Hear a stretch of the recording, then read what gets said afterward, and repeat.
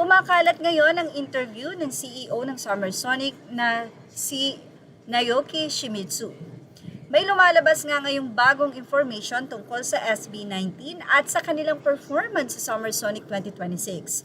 Ayon sa kumakalat na interview at fan translation, sinabi ng CEO ng Summer Sonic na si Naoki Shimizu sa isang interview na personal siyang nanood sa simula at wakas concert ng SB19 sa Philippine Arena noong 2025. Doon daw siya na-impress sa sold-out crowd at performance ng grupo.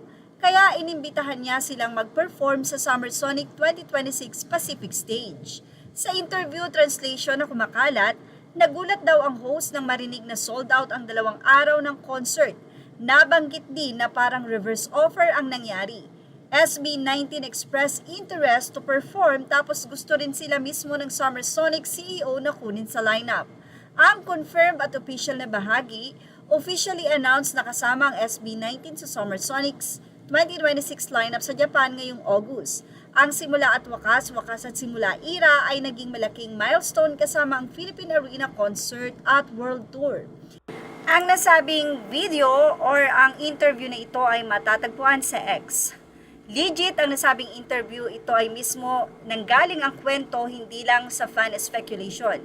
Sa mga translation na kumakalat online, mismong ang CEO ng Summer Sonic na si Naoki Shimizu ang nagsabi na nanood siya ng concert ng SB19 sa Philippine Arena at doon siya na-impress ayon sa translated experts.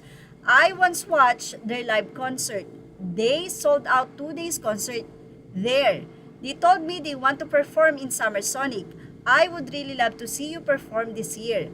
At dahil doon, inilagay daw niya ang SB19 sa Pacific Stage ng Summer Sonic. Kaya naman po ito ay hindi rumored. Ito po ay hindi din gawa-gawa ng fans. Ang source talaga ay interview mismo kung saan nagkwento ang CEO. Kaya po, ibinahagi natin ang nasabing interview na ito na mula sa video ng Summer Sonic at ito po ay matatagpuan naman sa ex ni Romina na ibinahagi niya sa social media sa kanyang ex. Well, ano po ang masisay nyo about dito? Ilagay na ang inyong opinion sa ating comment section.